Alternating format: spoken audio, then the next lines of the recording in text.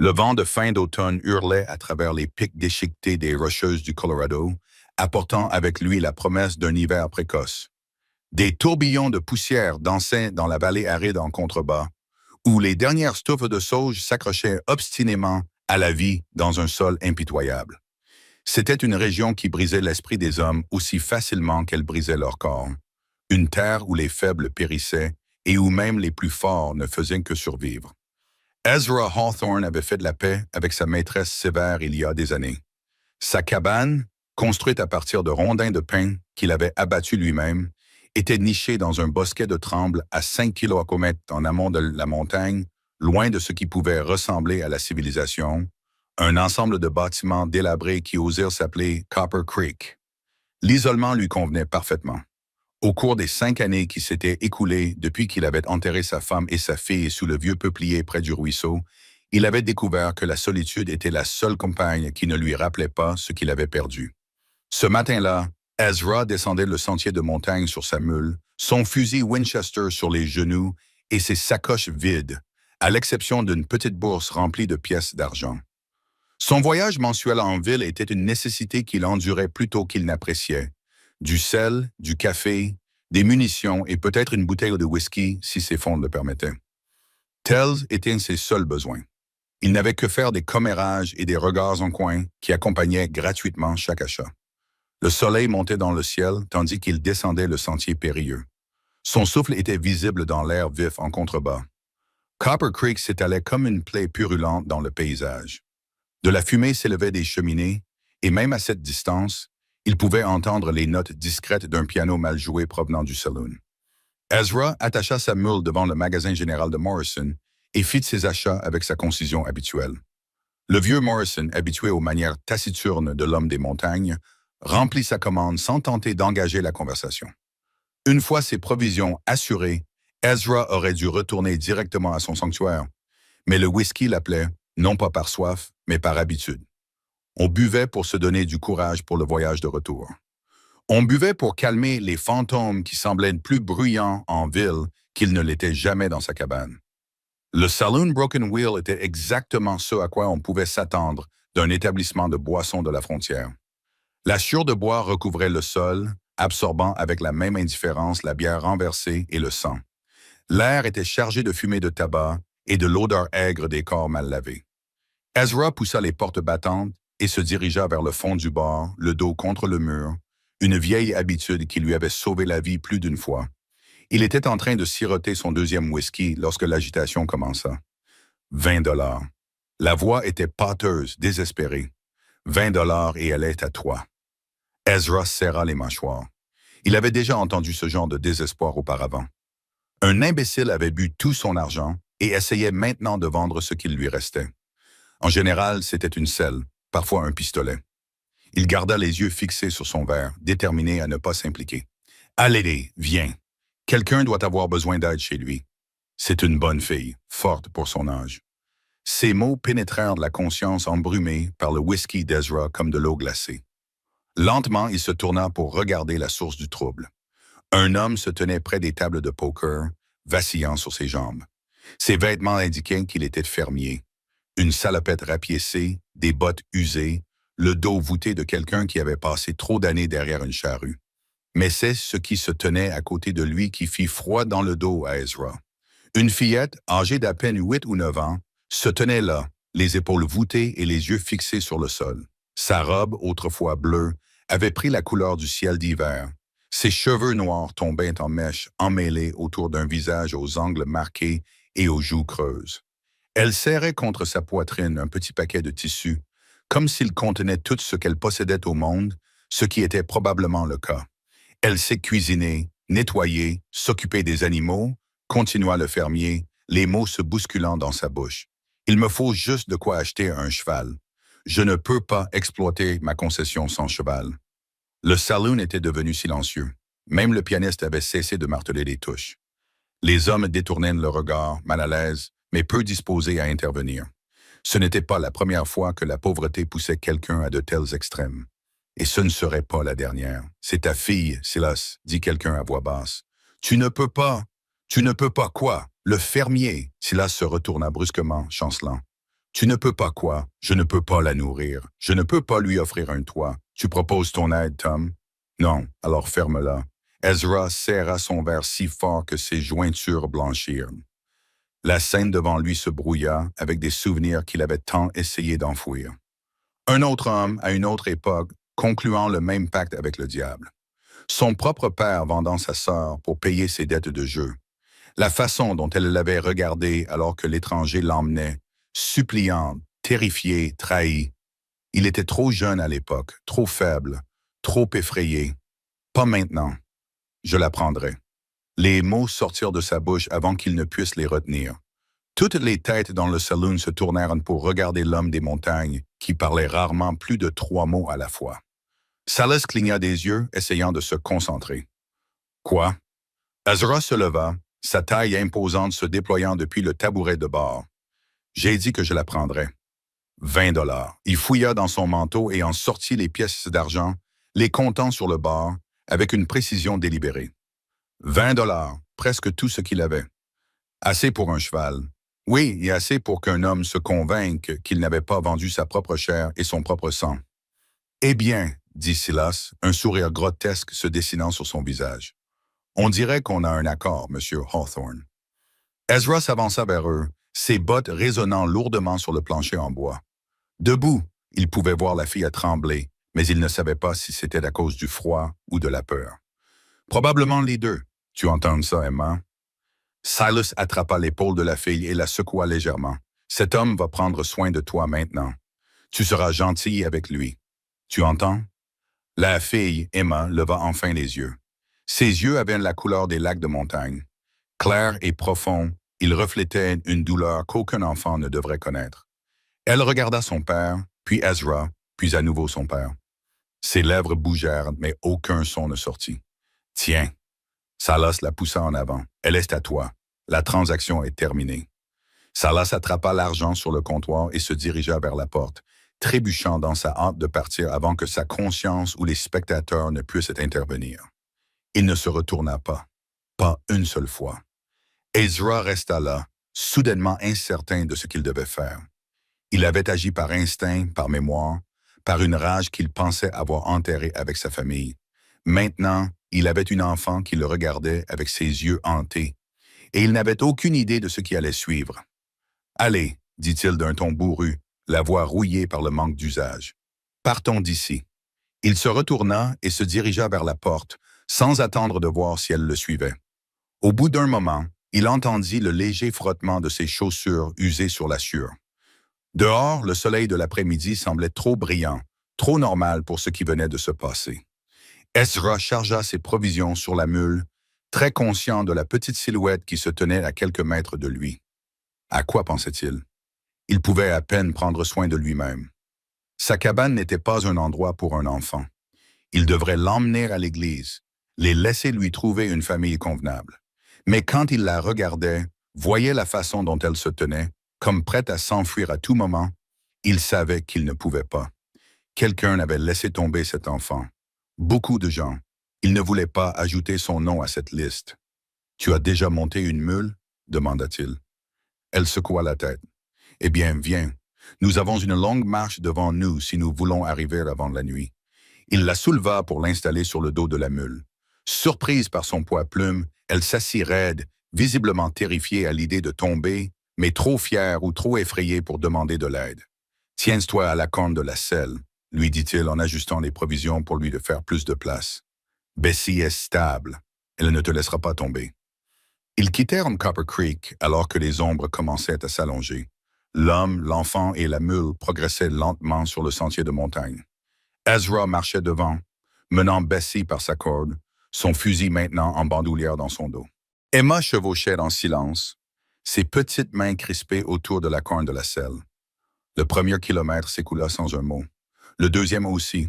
Ce n'est qu'après s'être arrêté pour se reposer près d'une petite source qu'Ezra réalisa qu'il ne savait pas comment parler à une enfant. Sa propre fille avait à peine 3 ans lorsqu'elle fut emportée par la fièvre. Cette fille était plus âgée, façonnée par des épreuves qu'il ne pouvait qu'imaginer.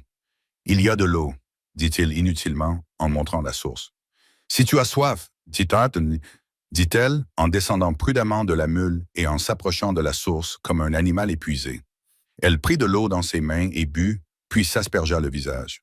Quand elle eut fini, elle retourna se placer près de la mule, toujours agrippée à son baluchon. « Qu'y a-t-il là-dedans » demanda Ezra en désignant le baluchon. Pendant un instant, il crut qu'elle ne répondrait pas. Puis, d'une voix à peine plus forte qu'un murmure, elle répondit « Le mouchoir de ma mère et un morceau de pain de maïs.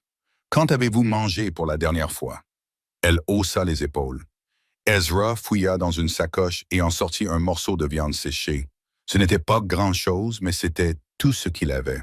« Tenez. » Elle le prit avec hésitation, comme si elle s'attendait à ce qu'il le lui reprenne.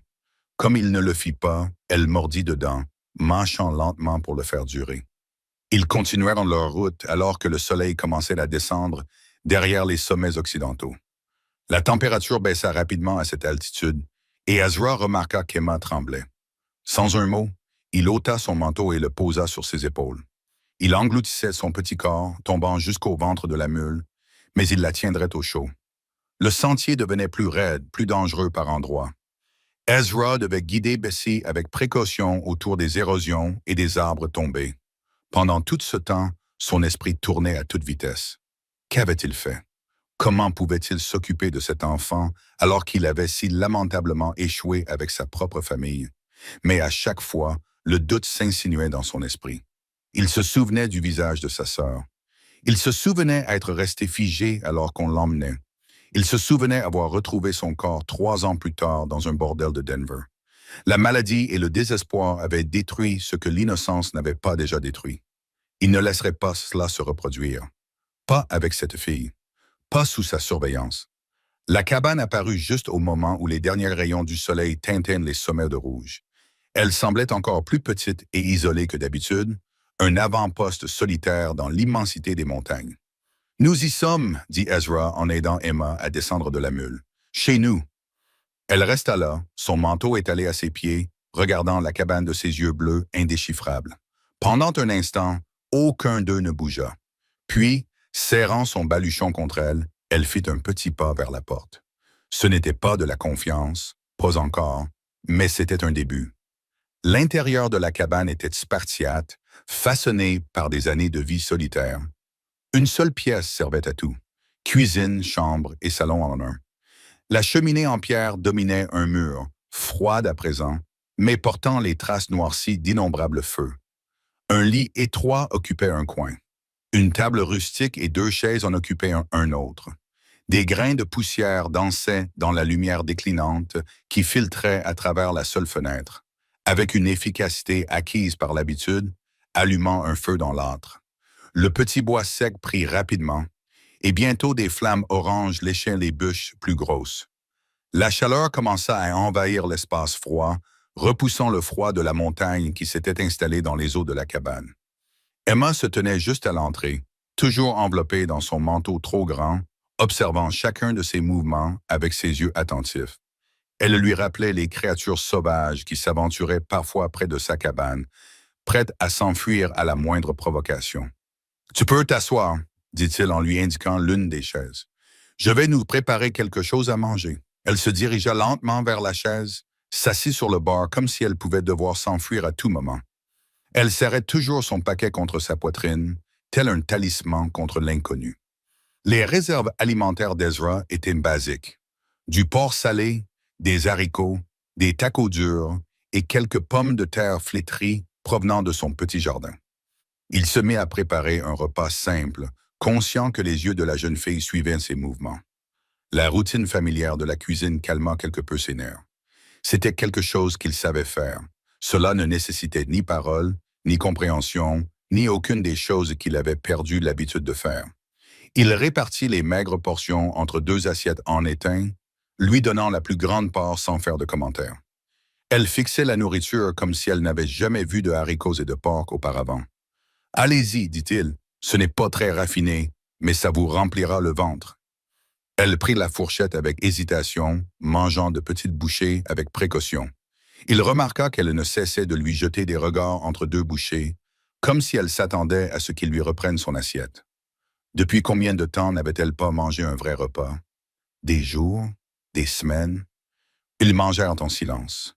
Les seuls bruits étaient le crépitement du feu et le vent qui commençait à se lever dehors. Quand elle eut fini son assiette, il lui donna sans un mot la moitié de ce qui lui restait. Cette fois, elle leva les yeux vers lui, et pendant un instant, quelque chose brilla dans son regard méfiant. Ce n'était pas tout à fait de la gratitude, plutôt de la surprise. Après le repas, Ezra débarrassa les assiettes et rajouta du bois dans le feu. La température baissait rapidement dehors. Il pouvait entendre la glace se former dans le tonneau d'eau de pluie près de la porte. Il allait falloir qu'il trouve une solution pour dormir.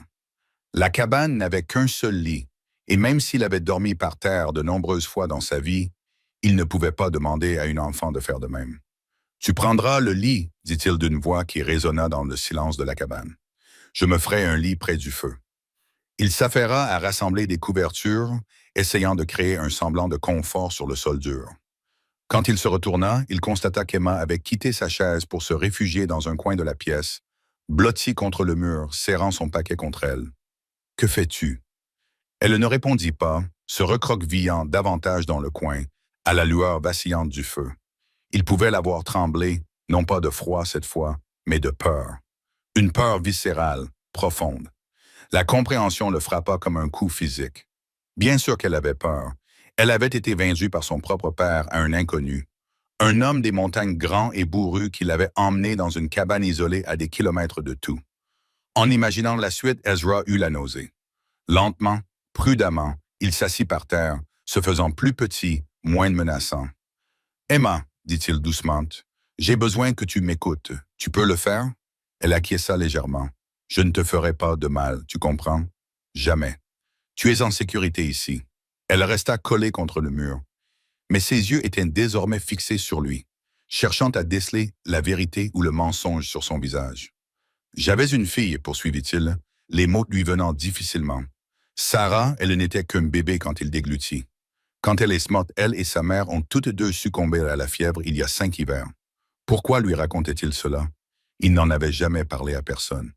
Mais quelque chose chez cet enfant effrayé dans sa cabane exigeait de la vérité. Je t'ai acheté à ton père parce que je ne supportais pas ce que j'avais vu. Aucun enfant ne devrait être vendu comme du bétail. Mais ce n'est pas le cas. Je ne veux rien de toi, sauf peut-être te voir nourri et en sécurité. C'est tout. Le silence s'étira entre eux. Puis, d'une voix si faible qu'il faillit ne pas l'entendre, elle dit « Tu vas me vendre comme papa ?» Ces mots le frappèrent comme un coup de pied de mule dans la poitrine. Sa vision se brouilla et soudain, il se mit à pleurer.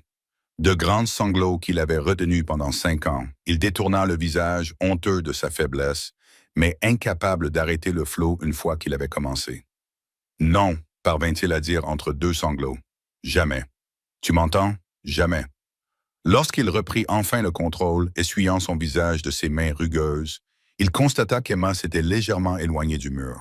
Toujours méfiante, toujours prête à s'enfuir, mais quelque chose avait changé. « Tu peux prendre le lit, murmura-t-elle. « Non, il est à toi. J'ai dormi sur des sols plus durs que celui-ci. »« Moi non, s'interrompit-elle avant de reprendre. « Je dors généralement dans la grange avec les animaux, quand papa se souvient de la déverrouiller. Bon sang! » Ezra ferma les yeux, luttant contre une nouvelle vague de colère. Quel genre d'homme enferme son enfant dans une grange? Quel genre d'homme la vend pour acheter un cheval? « Tu ne dormiras plus jamais dans une grange, » dit-il fermement. « Le lit est à toi, chaque nuit, au chaud et en sécurité. » Elle se glissa vers le lit comme si elle s'attendait à ce qu'on le lui enlève. Lorsqu'elle l'atteignit, elle toucha la couverture avec révérence, comme si elle n'avait jamais rien senti d'aussi doux. Ezra se rendit compte que c'était probablement le cas. « Je serai juste là, près du feu, dit-il. Les portes se sont verrouillées. Personne ne peut entrer. Tu peux dormir. » Elle grimpa sur le lit, tout habillée, serrant toujours son baluchon contre elle. Elle resta longtemps allongée, immobile, les yeux grands ouverts, fixant les poutres. Ezra s'installa sur sa paillasse de fortune, essayant de lui laisser de l'espace tout en tenant sa promesse de monter la garde. Le feu brûlait moins fort, projetant des ombres dansantes sur les murs. Dehors, le vent hurlait dans les pins, et quelque part au loin, un loup appelait sa meute. Emma sursauta en entendant ce bruit. « Ce ne sont que des loups, » dit Ezra. Ils ne s'approchent pas de la cabane. Ils ont trop peur de l'odeur de la fumée et des hommes. Papa disait que les loups me mangeraient si je m'enfuyais. Ton papa disait beaucoup de choses qui n'étaient pas vraies. Le silence retomba. Puis ma maman est morte il y a 2 étés. Papa a dit que c'était ma faute. Il a dit que je mangeais trop, que je coûtais trop cher et qu'elle s'était tuée à la tâche pour me nourrir. Ezra serra les poings. C'est un mensonge, Emma. Qu'est-il arrivé à ta maman? Ce n'était pas ta faute. Les hommes comme ton papa cherchent quelqu'un d'autre à blâmer pour leurs problèmes. En général, ils s'en prennent à ceux qui ne peuvent pas se défendre. Il n'était pas toujours méchant, dit-elle, et il y avait quelque chose de déchirant dans son besoin de défendre l'homme qui l'avait vendu avant la mort de maman. Parfois, il sifflait, et une fois, il m'a sculpté un cheval en bois. Le chagrin fait faire des choses étranges aux gens, mais cela n'excuse pas ce qu'il a fait. Elle resta silencieuse si longtemps qu'il crut qu'elle s'était endormie. Alors, comment était ta fille, Sarah? La question le prit au dépourvu. Elle était rayonnante comme le soleil. Elle riait pour un rien. Sa mère disait qu'elle tenait ça de moi, Moïse, même si je ne me souviens pas avoir été très enjoué à l'époque. Elle avait de petites mains. Il leva sa propre main massive. Elle pouvait enrouler tout son poing autour d'un de mes doigts. Elle me serrait fort, comme si elle avait peur que je disparaisse si elle me lâchait. Tu lui chantais des chansons? Sa maman le faisait. Mary avait une voix comme un rossignol. Elle chantait des hymnes pendant qu'elle travaillait. Sarah la regardait avec ses grands yeux, essayant de suivre avant même de savoir parler. Ma maman chantait aussi « Sweet by and by ». Tu connais celle-là? Ezra acquiesça, même si elle ne pouvait pas le voir dans l'obscurité. Je la connais. Tu pourrais la chanter? Tu veux bien? Je ne chante pas, mon enfant. Une voix comme la mienne effraierait les loups, c'est certain. Un petit bruit s'échappa de sa bouche. Ce n'était pas tout à fait un rire, mais presque. C'était le premier son positif qu'il entendait de sa part. Tu pourrais peut-être juste dire les paroles. Ezra fixait les braises mourantes du feu. À quand remontait la dernière fois où il avait pensé à ses vieux hymnes? Mary chantait pendant qu'elle avait besoin de pain. Sarah était allongée sur une couverture à côté, gazouillant joyeusement. Une vie qui semblait appartenir à quelqu'un d'autre. Il existe une terre plus belle que le jour. Il commença d'une voix rauque mais assurée, et par la foi nous pouvons la voir au loin, car le Père veille sur le chemin. Le Père veille sur le chemin pour nous préparer une demeure là-bas. Il continua avec les couplets dont il se souvenait, les prononçant comme une prière ou une promesse. Au deuxième couplet, la respiration d'Emma s'approfondit et se stabilisa. Au troisième, elle s'était endormie. Ezra resta éveillé longtemps dans la nuit, écoutant la respiration de l'enfant, le vent, le calme de la cabane. Il avait agi par instinct dans ce saloon, poussé par les fantômes et la culpabilité. Maintenant, il avait une petite fille vivante, respirant la responsabilité, blottie dans son lit, et il n'avait aucune idée de la façon d'être ce dont elle avait besoin. Mais il trouverait, il avait failli à sa propre famille. Il avait échoué à les protéger de la fièvre et du destin. Il n'échouerait pas avec cet enfant. Quoi qu'il en coûte, quoi qu'elle ait besoin, il le lui donnerait. C'était une dette qu'il avait. Pas envers elle, peut-être, mais envers Sarah, envers Mary, envers sa sœur, envers tous les enfants qui avaient cherché la protection d'un adulte et n'avaient trouvé que la trahison. Le feu s'éteignit en braise, puis en cendres, mais Ezra continua à veiller, gardien d'une confiance qu'il commençait seulement à comprendre. Dehors, la neige commença à tomber, la première de la saison, recouvrant temporairement de douceur le paysage montagneux hostile. Et à l'intérieur de la cabane, pour la première fois en 5 ans, 2 personnes dormaient sous le même toit. L'une trouvant enfin la sécurité, l'autre trouvant un but. Demain apporterait de nouveaux défis. Il faudrait lui trouver des vêtements convenables, trouver comment couper ses cheveux emmêlés, lui apprendre les rudiments de la vie en montagne. Il y aurait des questions à répondre en ville, des soupçons à dissiper, une enfant traumatisée à aider à guérir. Mais pour cette nuit, il suffisait qu'elle dorme paisiblement. Elle n'était plus dans une grange, elle n'avait plus faim, elle n'était plus à vendre.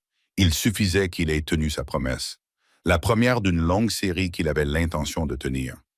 Les loups hurlèrent à nouveau au loin, mais Emma ne bougea pas, en sécurité dans la chaleur de la cabane.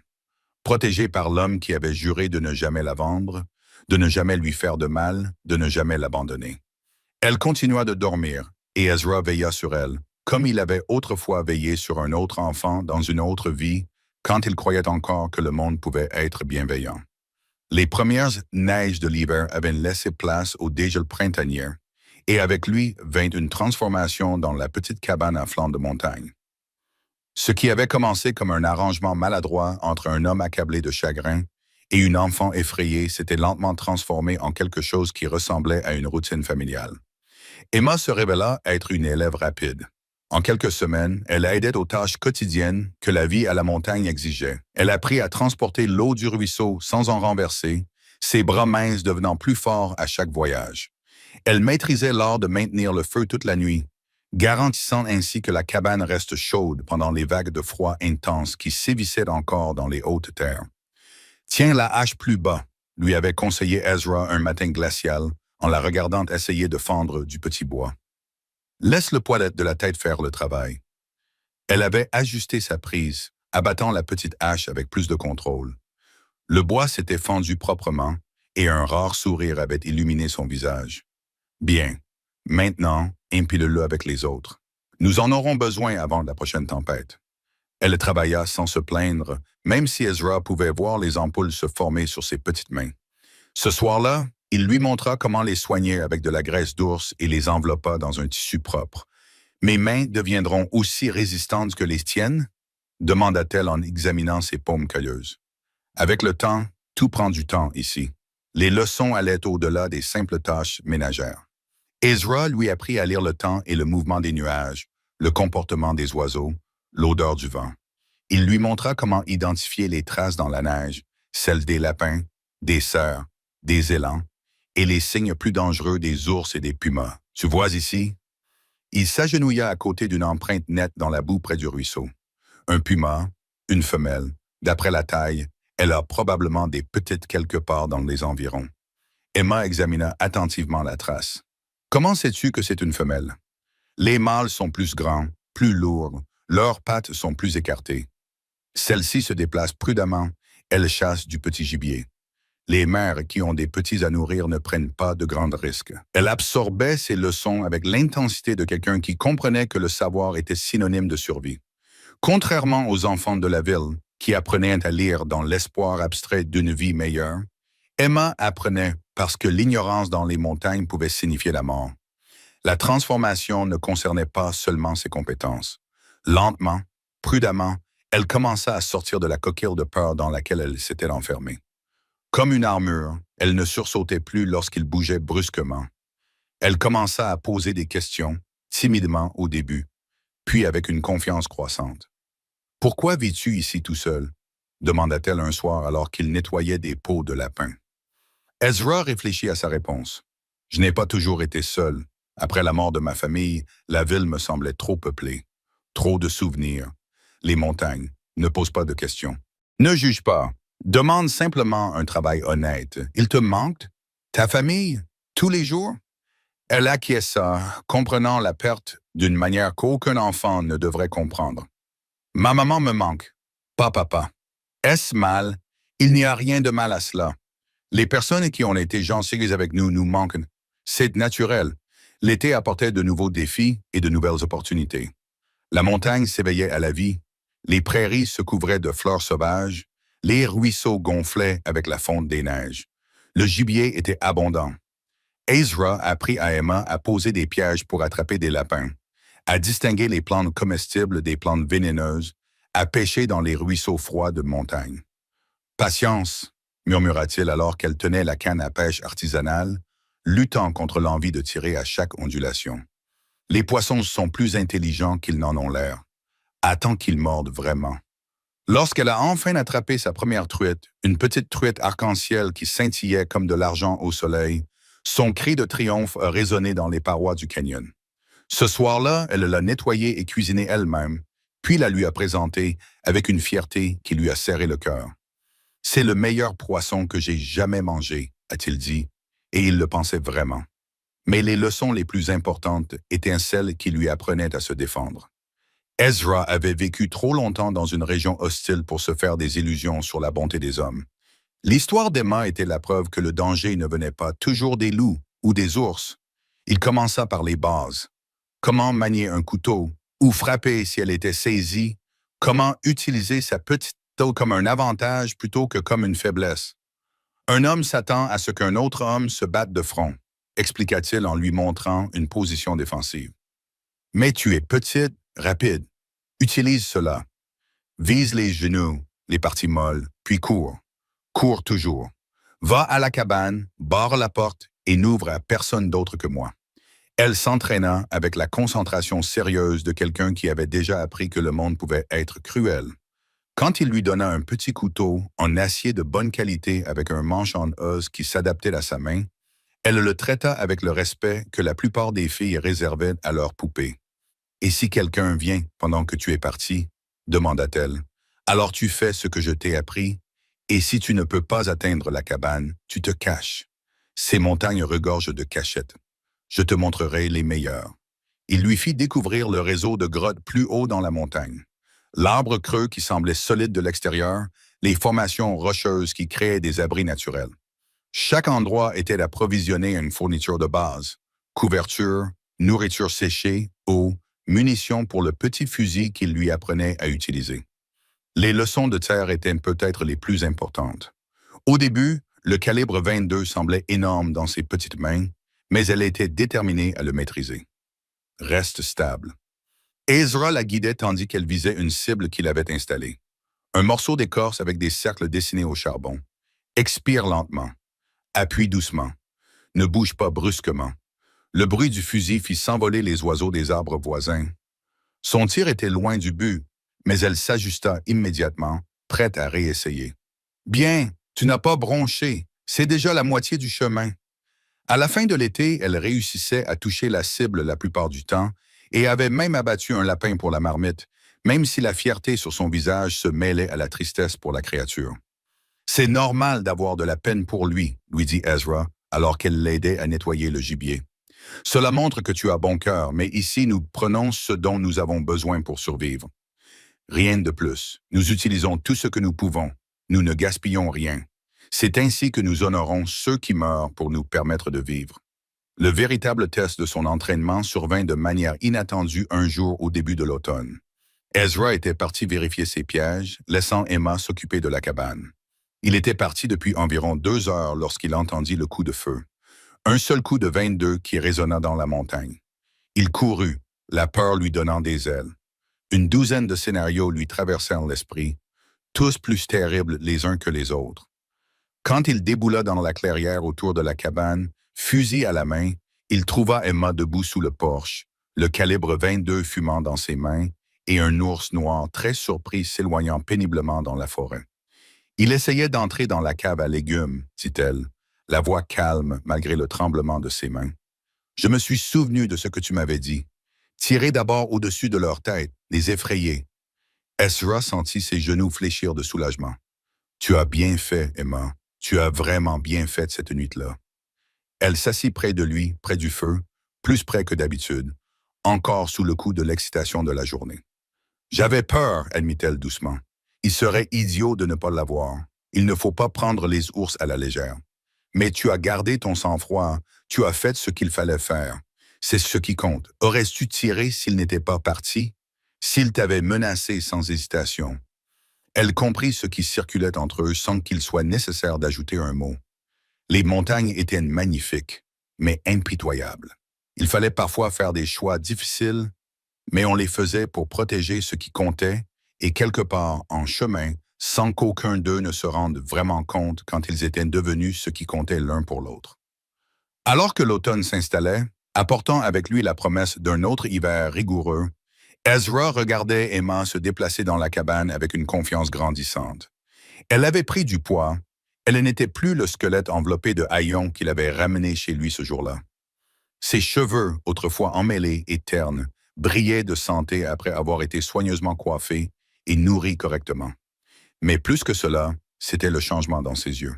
Le regard hanté était toujours là, certaines blessures ne guérissaient jamais complètement, mais il était désormais accompagné d'autres choses. De la confiance, d'un but, peut-être même du bonheur. Une tempête approche, annonça-t-elle un soir, en lisant les signes dans le ciel aussi bien qu'il le pouvait. Une grosse, à en juger par ces nuages. Alors nous ferions mieux de nous préparer. Il acquiesça, la fierté lui réchauffant la poitrine. Ils travaillèrent ensemble pour se préparer, rapportant du bois supplémentaire, vérifiant que le toit n'avait pas de fuite, s'assurant que leur réserve de nourriture était en sécurité. Pendant qu'ils travaillaient, Emma fredonnait sans mélodie, un son qui le surprenait encore. Il lui avait fallu des mois avant de se sentir suffisamment en sécurité pour faire du bruit inutile. La tempête frappa cette nuit-là avec une fureur qui fit trembler les murs de la cabane. Le vent hurlait comme un être vivant, poussant la neige à l'horizontale devant les fenêtres, mais à l'intérieur, le feu crépitait joyeusement. Et deux personnes qui avaient trouvé le salut dans la compagnie l'une de l'autre s'installèrent pour attendre que la tempête passe. « Parle-moi de l'endroit d'où vient ton peuple », demanda Emma. Un rituel qui s'était développé au fil des mois. Avant les montagnes, Ezra lui parla de la Virginie, des collines verdoyantes et des champs de tabac, d'un mode de vie qui semblait désormais aussi lointain que la lune. Elle écoutait avec l'attention concentrée de quelqu'un qui stocke des histoires en prévision d'un besoin futur, construisant une histoire au-delà de la dure réalité de ses premières années. Lorsque le vent devint trop fort pour parler, ils s'assirent simplement dans un silence complice. Emma s'occupait de raccommoder une chemise d'Ezra, ses pointes de couture devenant plus réguliers à force de pratique, tandis qu'il affûtait ses outils pour l'hiver à venir. Deux personnes brisées par la perte, apprenant lentement à se reconstruire. La tempête passerait, comme toutes les tempêtes.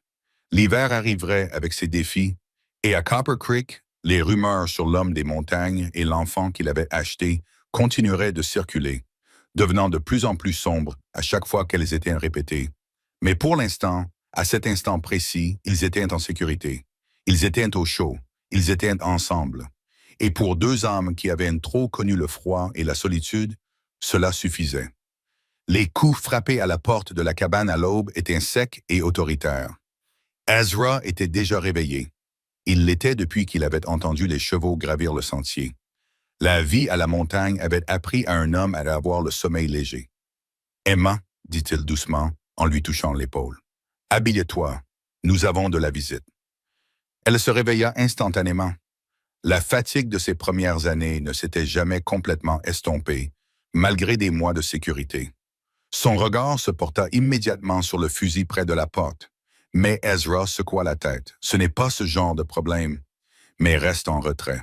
Il ouvrit la porte et trouva le shérif Tom Garrett debout sous son porche, accompagné de deux hommes qu'Ezra reconnut comme étant des habitants de la ville. Claude Morrison, du magasin général, et Isaac Hartley, qui se prenait pour le gardien de la morale à Copper Creek. « Shérif, dit Ezra en inclinant la tête, son corps bloquant l'entrée, trop tôt pour une visite de courtoisie. Garrett, un homme buriné qui maintenait l'ordre dans les villes minières depuis plus longtemps que la plupart, semblait mal à l'aise. « Ce n'est pas une visite de courtoisie. Hawthorne, ça vous dérange si nous entrons? »« Oui, ça me dérange. Dites ce que vous avez à dire ici. » Hartley s'avança, le visage rouge de colère vertueuse. « Vous savez très bien pourquoi nous sommes ici. Cette fille, attention. » La voix d'Ezra baissa d'un ton.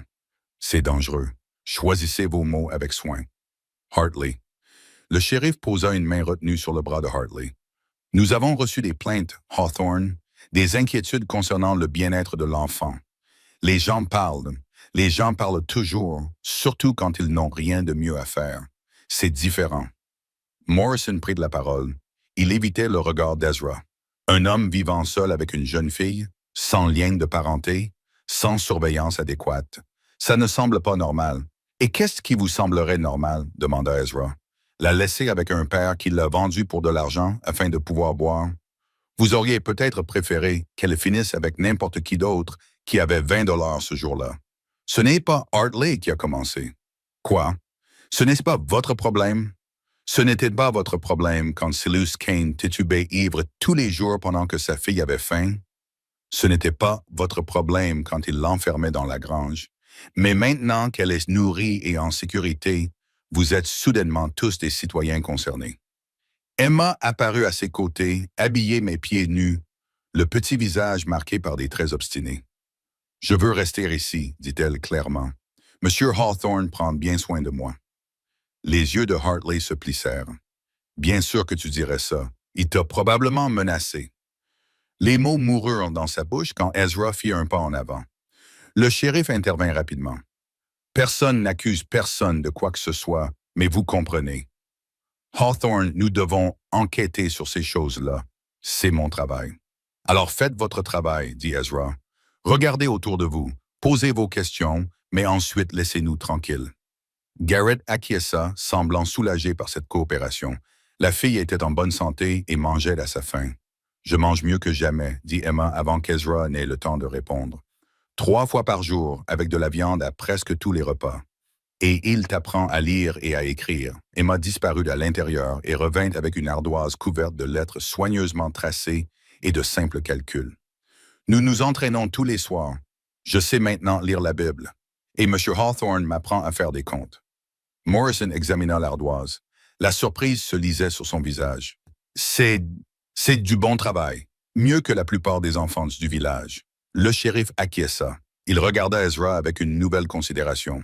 Tu avais reçu une éducation avant de venir dans les montagnes. Ma mère était institutrice, elle tenait à ce que tous ses enfants apprennent les bonnes manières. Et les arrangements pour le couchage des filles, pressées, clairement insatisfaites de la direction que prenait l'enquête. Ezra serra les mâchoires, mais Emma répondit calmement. J'ai mon propre lit, M. Hawthorne dort près du feu. Il n'a jamais... Elle marqua une pause, puis leva le menton. Il n'a toujours été qu'aimable.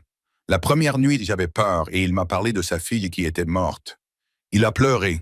Cette confession resta suspendue dans l'air. Les hommes ne pleuraient pas, surtout pas des hommes comme Ezra Hawthorne.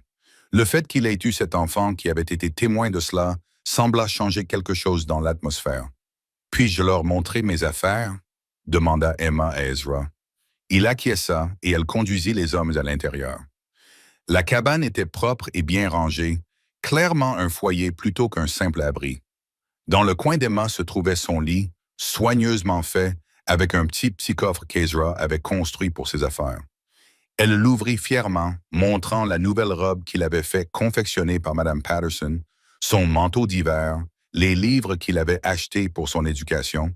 Et ceci, dit-elle en sortant le couteau qu'il lui avait donné pour se protéger. Il m'a appris à m'en servir correctement. Et le fusil aussi dit qu'une personne doit être capable de prendre soin d'elle-même. Vous la laissez manipuler des armes, s'indigna Hartley. C'est une région montagneuse, dit Ezra d'un ton neutre. Il y a des ours, des félins, des loups. Ils se moquent que vous ayez 8 ou 80 ans. Elle doit savoir comment se protéger. Montre-leur tes cibles, suggéra Emma en les conduisant dehors, là où ses cibles d'entraînement étaient installées.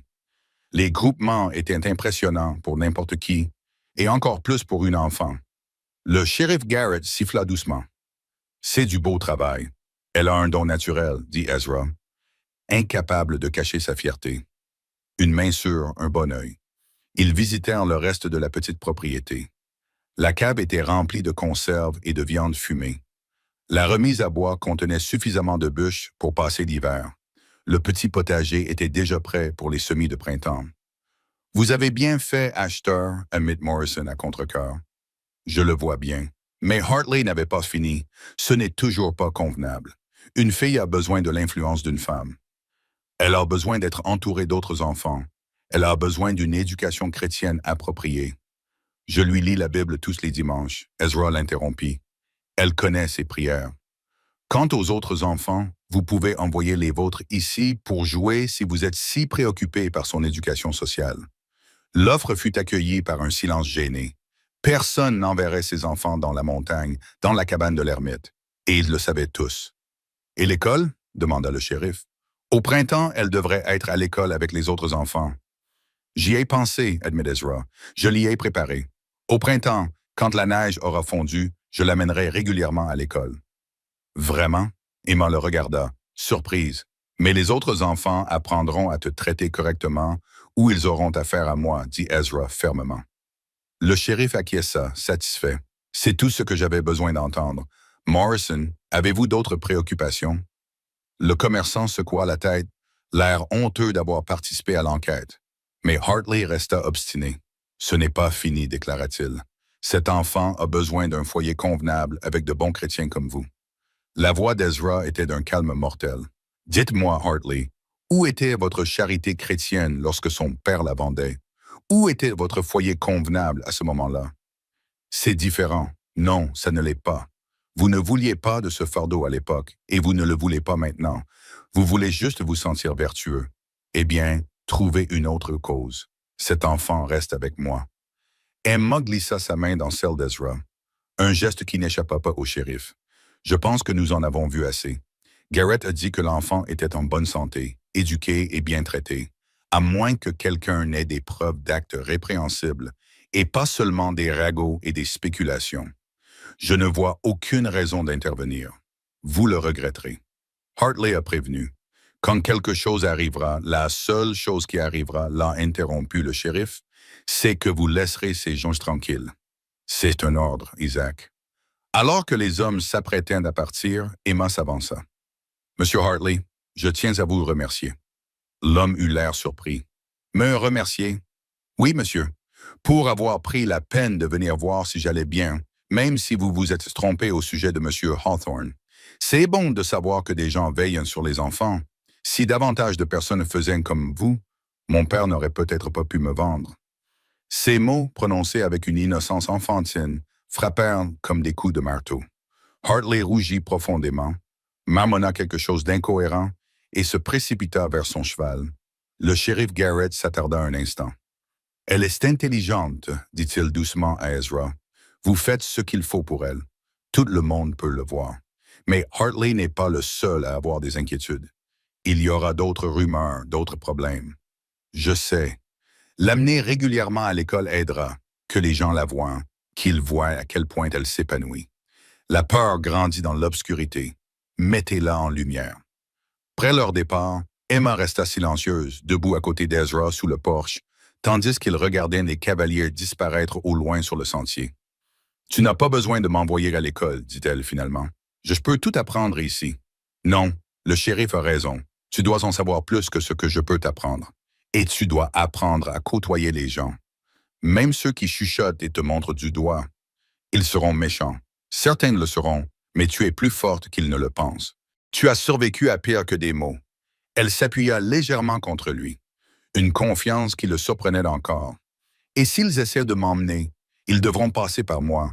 Et Emma, je ne suis pas facile à affronter. » Elle sourit à ces mots. Un petit sourire, mais sincère. « Je sais. C'est pour ça que je leur ai dit que tu avais pleuré, pour qu'ils sachent que tu n'es pas seulement dur.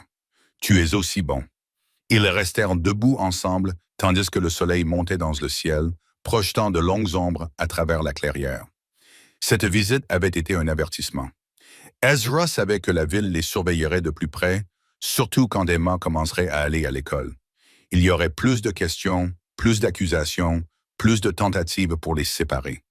Mais en regardant la fille qui était devenue sa raison d'être, sa rédemption, sa fille de cœur, Ezra se sentait prêt à affronter tout ce qui pourrait arriver. Il avait échoué une fois à protéger sa famille. Il n'échouerait pas une seconde fois. « Allez, viens, dit-il, allons prendre notre petit déjeuner. Ensuite, nous nous entraînerons à écrire. Si tu veux montrer aux enfants de la ville ce qu'est l'éducation à la montagne, nous ferions mieux de nous assurer que tu es prête. » Emma sourit, les traces de la confrontation matinale s'effaçant déjà de son jeune visage. Ensemble, ils rentrèrent, laissant derrière eux les jugements de la vallée, en sécurité pour l'instant dans leur sanctuaire montagneux. L'hiver arriva tôt cette année-là, violent et impitoyable. En novembre, la neige atteignait 1 mètre de profondeur autour de la cabane, avec des congères qui arrivaient jusqu'aux fenêtres du côté nord. Les cols de montagne devinrent impraticables, les coupant de Copper Creek plus complètement que n'importe quelle porte verrouillée. Pour Ezra, qui avait déjà traversé seul de nombreux hivers de ce type, l'isolement ne représentait pas une grande difficulté. Mais cette année était différente. Cette année, il devait penser à Emma, et leur réserve de nourriture, suffisante pour une personne, serait insuffisante pour 2. « Nous devrons faire attention, expliqua-t-il alors qu'il faisait l'inventaire du vendeur de racines. Pas de gaspillage, des portions plus petites quand c'est possible. La viande séchée devrait durer si nous la complétons avec ce que je peux chasser. » Emma acquiesça solennellement, comprenant mieux que la plupart des enfants de son âge les mathématiques de la survie. « Je n'ai pas besoin de beaucoup, dit-elle. J'ai l'habitude d'avoir faim. »« Tu n'auras pas faim, dit Ezra fermement. Pas tant que je respirerai. Nous nous débrouillerons. Les premières semaines se passèrent assez bien. Les pièges d'Ezra rapportèrent des lapins et parfois des tétras. Emma se révéla douée pour préparer des ragoûts qui permettaient d'étirer les ingrédients. Elle ajoutait des aiguilles de pain pour les vitamines, comme il le lui avait appris, et utilisait chaque morceau de viande et chaque housse. Mais ensuite, le vrai froid s'installa. Les températures chutèrent jusqu'à ce que même respirer à l'extérieur devienne douloureux. Les loups, poussés par leur propre faim, devinrent plus audacieux. Leurs hurlements se rapprochaient chaque nuit, encerclant la cabane comme des fantômes gris. « Ils chassent », dit Ezra un soir, en chargeant des cartouches supplémentaires pour le fusil. « Le gibier se fait rare. Ils sont désespérés. » Emma regarda à travers la fenêtre recouverte de givre dans l'obscurité. Allait-il attaquer les gens? Ce n'était pas habituel, mais cet hiver n'est pas habituel. 2 nuits plus tard, ils obtinrent leur réponse. Ezra se réveilla au son de grattements à la porte, suivi de grognements sourds qui lui hérissèrent les poils de la nuque. À travers la fenêtre, il pouvait voir des yeux jaunes refléter la lumière de la lune. 6, 8, peut-être plus de loups rôdaient autour de la cabane. « Reste au lit », dit-il doucement à Emma en attrapant le fusil. « Ne fais pas de bruit. » Mais elle était déjà debout, son petit fusil à la main. « Je peux aider. » « Non, c'est un corps lourd qui se jette contre la porte, faisant vibrer la barre. Un autre loup avait grimpé sur le tas de bois et grattait le toit, à la recherche d'une faille. « D'accord, concéda Ezra.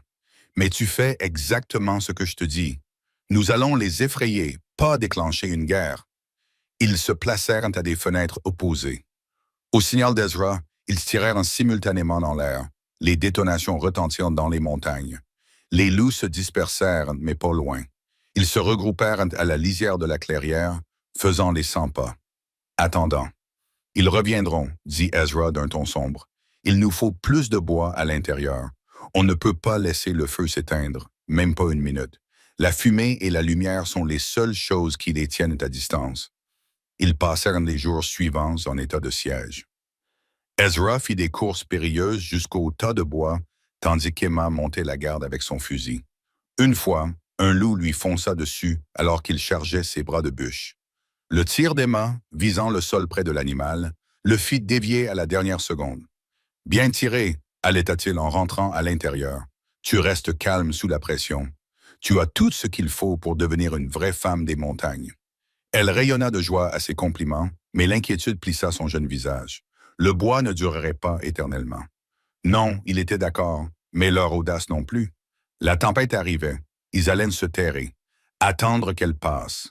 Nous devons juste les survivre. La tempête s'abattit cette nuit-là avec une fureur apocalyptique. Le vent hurlait comme un être vivant, projetant la neige à l'horizontale contre les fenêtres. La cabane gémissait et craquait sous les assauts, et plus d'une fois, Ezra craignit que le toit ne s'arrache complètement, mais il tint bon. Le savoir-faire des montagnards et leur détermination obstinée permirent aux murs de rester solides et au toit intact. À l'intérieur, ils se blottirent près du feu, enveloppés dans toutes les couvertures qu'ils possédaient. « Parle-moi du printemps, » dit Emma en claquant des dents. « Parle-moi du moment où les fleurs apparaissent. » Alors Ezra parla. Il parla des prairies recouvertes de collines et de castillejas. Il parla des ruisseaux gonflés par la fonte des neiges, où les grosses truites sautaient pratiquement dans vos mains. Il parla du soleil chaud et des brises légères, et de toutes ces choses qui semblaient impossibles au milieu de la rage de l'hiver. Peu après minuit, le vent commença à se calmer. À l'aube, un silence inquiétant s'était installé sur la montagne. Ezra jeta un coup d'œil dehors et découvrit un paysage transformé. La neige s'était accumulée sur les avant-toits d'un côté de la cabane, ensevelissant complètement le tas de bois. « Il faut déblayer, dit-il, vérifier les animaux, dégager un chemin jusqu'à la remise. » Ils travaillèrent ensemble toute la journée. Ezra ouvrait la voie tandis qu'Emma le suivait, aidant là où elle le pouvait. Le travail était épuisant, mais il leur réchauffait le sang et leur remontait le moral. Il ne restait aucune trace des loups, à part des empreintes recouvertes de neige fraîche. Dans la grange, ils trouvèrent Bessie, la mule, et les poules qui avaient survécu, même si les oiseaux avaient l'air débraillés et misérables. Emma ramassa 2 œufs, précieux comme de l'or dans leur situation, tandis qu'Ezra donnait du foin à Bessie. Elle maigrit, observa Emma en passant sa main sur les côtes de la mule.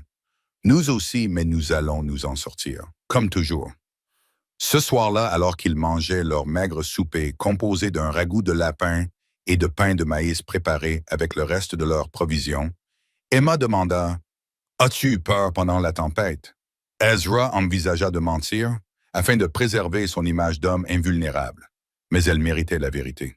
« Oui, pas pour moi, mais oui, à cause de moi, parce que j'ai quelque chose à perdre maintenant. Ça rend un homme vulnérable, se soucier de quelqu'un. » Elle resta silencieuse pendant un long moment. « Alors j'ai eu peur aussi, mais pas de la tempête ou des loups. » « De quoi alors? De perdre ça? Que quelque chose t'arrive et que je me retrouve seul à nouveau? » Sa voix se réduisit à un murmure. « De revenir à la situation d'avant? » Ezra tendit le bras par-dessus la table et prit sa petite main dans la sienne énorme. « Écoute-moi bien, Emma. Tant que je respirerai, tu auras un foyer.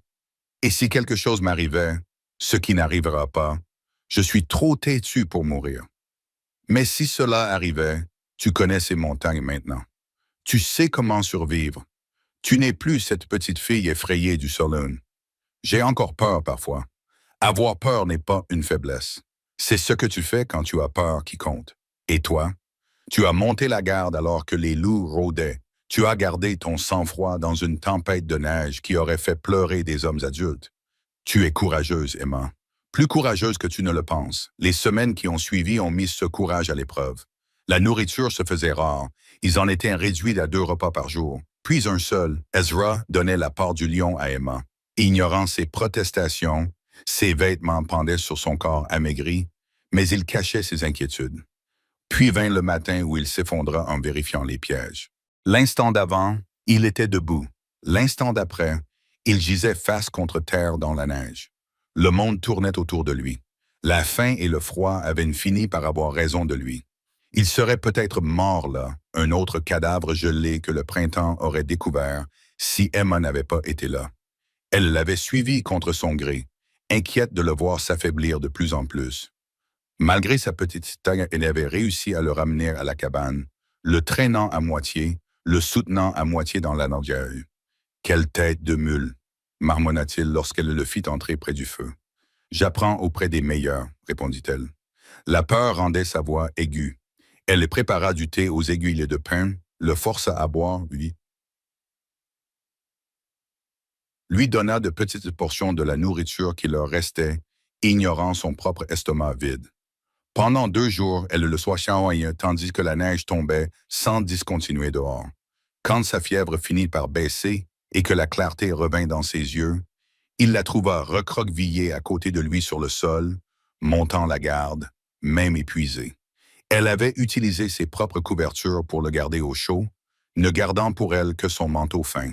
« Emma, dit-il en lui touchant doucement l'épaule.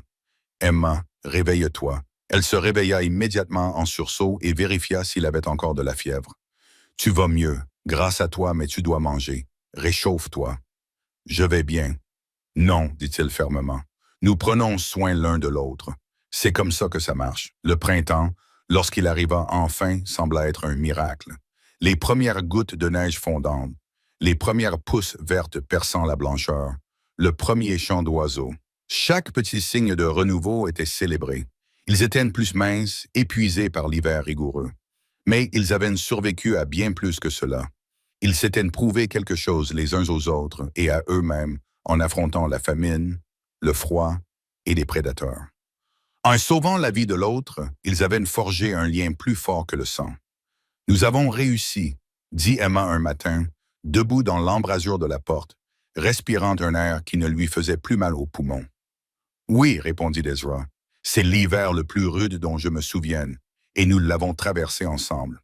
Ensemble. » Lorsque les sentiers furent suffisamment dégagés pour permettre le passage, Ezra sut qu'il devrait bientôt affronter à nouveau le monde d'en bas.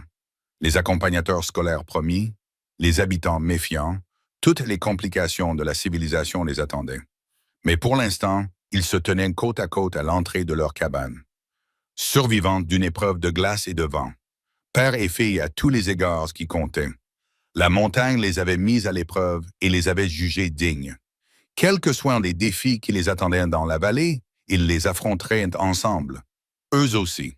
Le printemps apporta plus que la fonte des neiges et les fleurs sauvages à la montagne. Il ramena Jake Sullivan à Copper Creek. Ezra a pris son retour lors d'un voyage en ville pour s'approvisionner. Les chuchotements habituels qui le suivaient dans le magasin de Morrison avaient une tonalité différente, excitée, pleine d'anticipation, comme des vautours sentant Kyrian. Sullivan est de retour, dit Morrison en calculant les achats d'Ezra. Il a demandé autour de lui à propos de cette transaction de l'automne dernier. Il dit qu'il faisait partie de l'accord initial. La main d'Ezra s'immobilisa sur le comptoir. Quelle transaction? Vous savez de quoi je parle. La fille prétend qu'il avait un accord avec Silas Kane avant que vous n'interveniez. Kane a vendu sa fille pour 20 $. Je les ai payés. Point final. Morrison se pencha vers lui et baissa la voix. Peut-être, mais Sullivan raconte une autre histoire. Il dit que Kane lui devait de l'argent et lui avait promis la fille en paiement. Il dit que vous lui avez volé ce qui lui appartenait de droit. Personne n'a le droit de revendiquer un enfant comme sa propriété. Je te rapporte simplement ses propos. J'ai pensé que tu devais le savoir. Il a beaucoup bu au Broken Wheel, il se prépare à quelque chose. Ezra quitta rapidement la ville, l'esprit en ébullition. Il se souvenait vaguement de Sullivan, un traître qui faisait le commerce de marchandises d'origine douteuse, le genre d'homme qui hantait les marges des villes frontalières comme une mauvaise odeur. Qu'il ait été impliqué avec Silas Kane ne le surprenait pas du tout. Quand il est arrivé à la cabane, il a trouvé Emma en train de s'entraîner à écrire des lettres sous le porche, profitant du soleil printanier. Elle a levé les yeux à son approche, son sourire s'estompe en voyant son expression. « Qu'est-ce qui ne va pas? Nous pourrions avoir des problèmes, lui a-t-il expliqué à propos de Sullivan, voyant son visage pâlir à chaque mot. « Je ne le laisserai pas s'approcher de toi, mais tu dois le savoir au cas où il se présenterait en mon absence. Utilise les cachets que tu m'as montrés si tu en as besoin. N'hésite pas. N'essaye pas d'être courageuse. Si tu le vois arriver, cours te cacher. » Pendant la semaine qui suivit, ils redoublèrent de vigilance. Ezra gardait son fusil chargé et à portée de main en permanence. Emma restait près de la cabane, son petit fusil toujours à portée de main. Mais Sullivan ne vint pas. Il agit de manière plus subtile. « Monsieur Hawthorne. » La voix appartenait au révérend Collins de l'église du village. Il se tenait à l'orée de la clairière avec 2 autres hommes, des conseillers municipaux à en juger par leur tenue. « Révérend. » Ezra sortit sur le porche, remarquant qu'Emma se réfugiait rapidement à l'intérieur. « Qu'est-ce qui vous amène ici? Nous devons discuter de la situation de l'enfant. » Jake Sullivan, entre autres, a porté des accusations. Il prétend avoir des témoins qui ont entendu Silas Kane lui promettre la fille un paiement de dette. Il dit que vous vous êtes ingéré dans une transaction légale. Légale? La voix d'Ezra était dangereusement calme. Vous qualifiez la vente d'un enfant de légal? Le révérend se dandinait, mal à l'aise. Les circonstances étaient malheureuses, mais la loi de la frontière reconnaît certains arrangements. Vous voulez dire la servitude, l'apprentissage, l'esclavage. C'est un mot fort. Monsieur Hawthorne, le fait est que Monsieur Sullivan a soulevé des questions sur la légitimité de votre tutelle. Il a demandé une audience officielle, et si je refuse, l'un des conseillers, un banquier nommé Whitman, a pris la parole. Nous devrons alors faire appel au shérif territorial. Personne ne le souhaite. Ezra comprit la menace. Une audience locale qu'il pourrait influencer avec des témoins de vérité et de moralité. Mais la loi territoriale était froide, distante, ne se souciant que des documents et des précédents. Samedi, dans 2 jours, à l'église. Le révérend fit une pause. Amenez la fille, ils voudront l'entendre. Près leur départ, Ezra trouva Emma appuyée contre le mur juste à l'intérieur de la porte, les larmes coulant sur son visage. « Je ne vais pas avec lui, » dit-elle avec férocité. « Je m'enfuirai, je vivrai dans les grottes. » « Non. » Ezra s'agenouilla devant elle et prit ses petites mains dans les siennes. « Nous allons affronter cela comme il se doit. Fuir nous ferait passer pour coupables. Nous n'avons rien fait de mal. Mais s'ils le croient, et alors? Nous verrons ce que là le moment venu.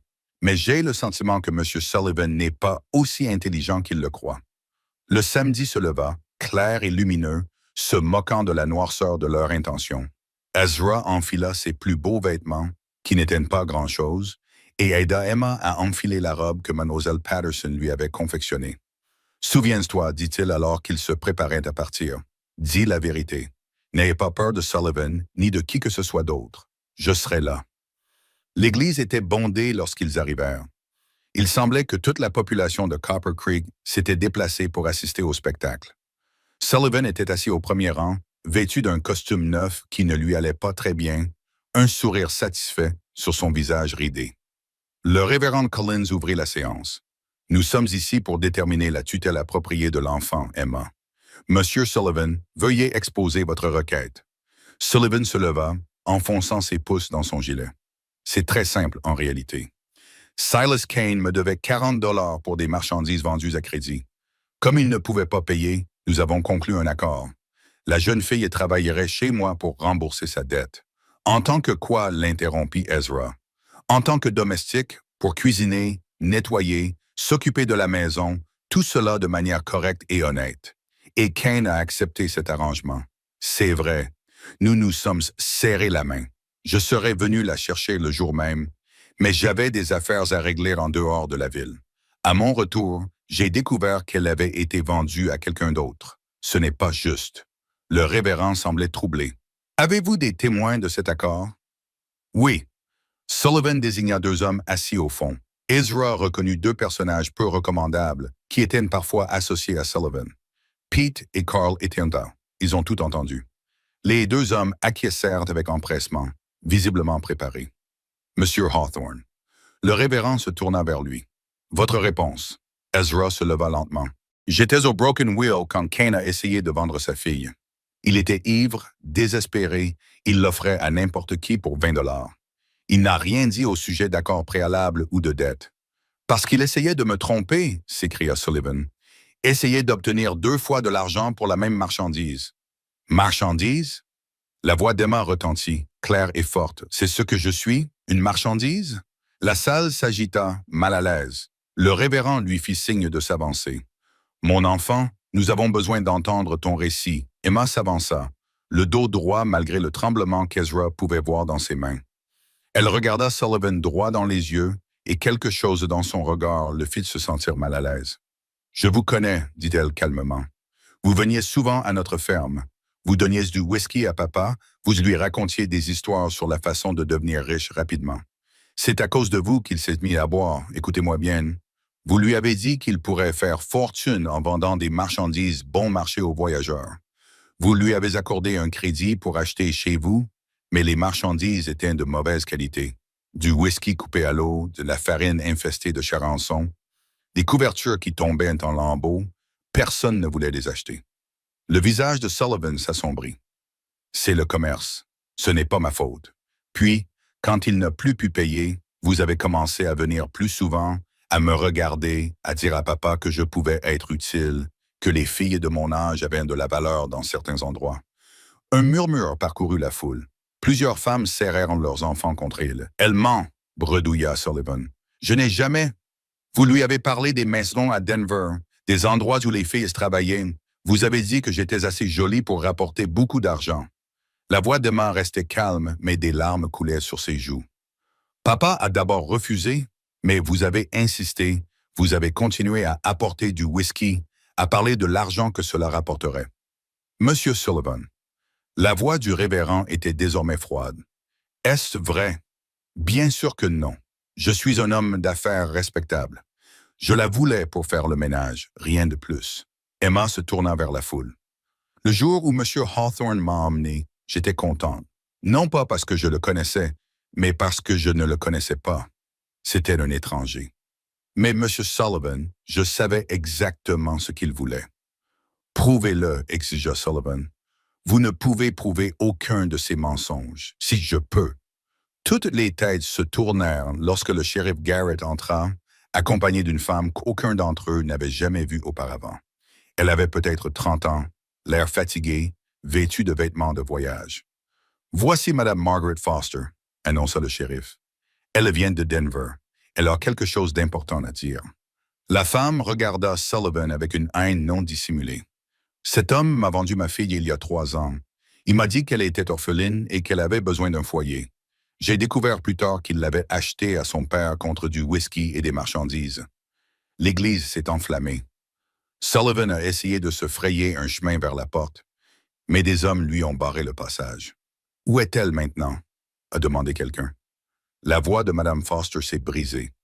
Elle est morte. Elle est tombée malade l'hiver dernier. Mais avant de mourir, elle m'a tout raconté.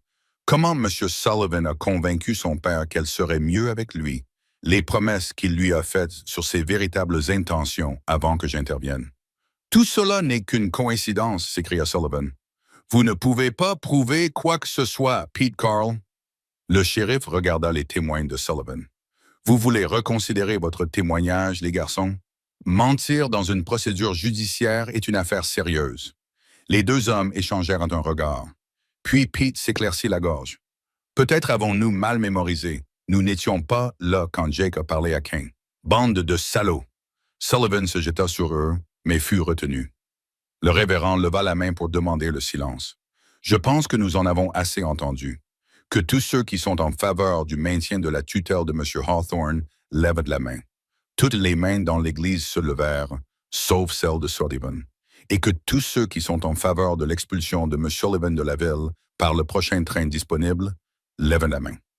Les mêmes mains se levèrent, accompagnées cette fois-ci de murmures de colère qui suggéraient que le train était peut-être optimiste. Alors que Sullivan était escorté dehors, toujours en protestant, Emma courut vers Ezra et se jeta dans ses bras. Il la serra fort, la sentant trembler sous l'effet de la tension libérée. « Comment ?» murmura-t-elle. Le shérif Garrett a entendu. « Votre tuteur est venu me voir après avoir appris le retour de Sullivan. Nous avons mené l'enquête, envoyé des télégrammes. Madame Foster était déjà à la recherche de Sullivan. Il semble qu'il ait joué ce jeu dans plusieurs villes. « C'est fini ?» demanda Emma. « C'est fini » lui assura Ezra. « Personne ne t'a emmené nulle part. » Alors qu'ils s'apprêtaient à partir, les habitants de la ville s'approchèrent d'eux. Certains s'excusèrent d'avoir douté. D'autres se contentèrent de hocher la tête respectueusement. « Mademoiselle. » Patterson glissa un paquet en papier dans les mains d'Emma, contenant des bâtons de menthe poivrée et un nouveau ruban pour les cheveux. Dehors, sous le soleil printanier, Emma leva les yeux vers Ezra. « Tu savais, n'est-ce pas, qui était vraiment Sullivan?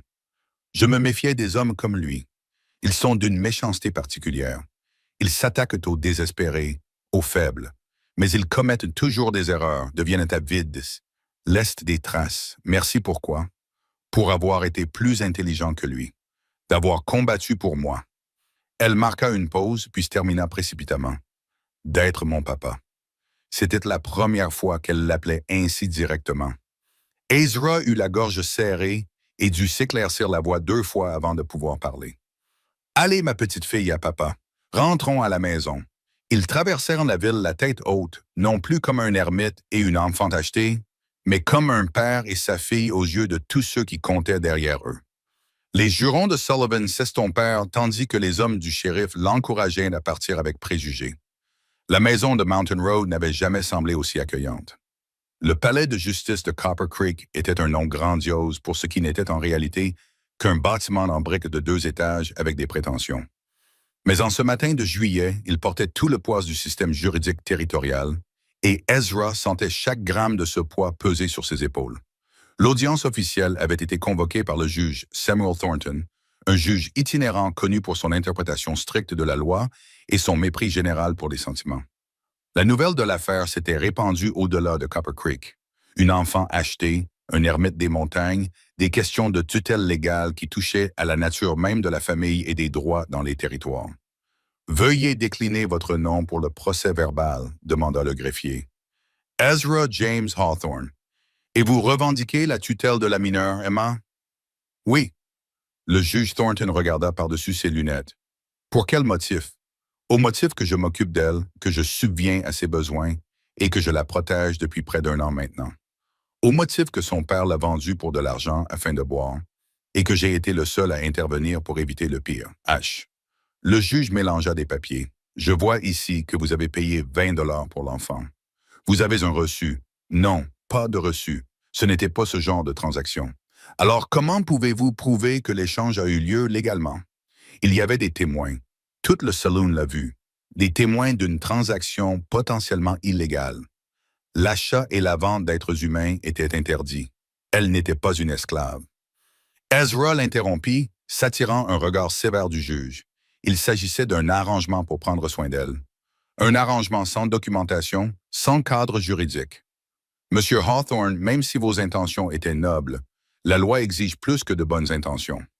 Le procureur, spécialement venu de la capitale territoriale, se leva.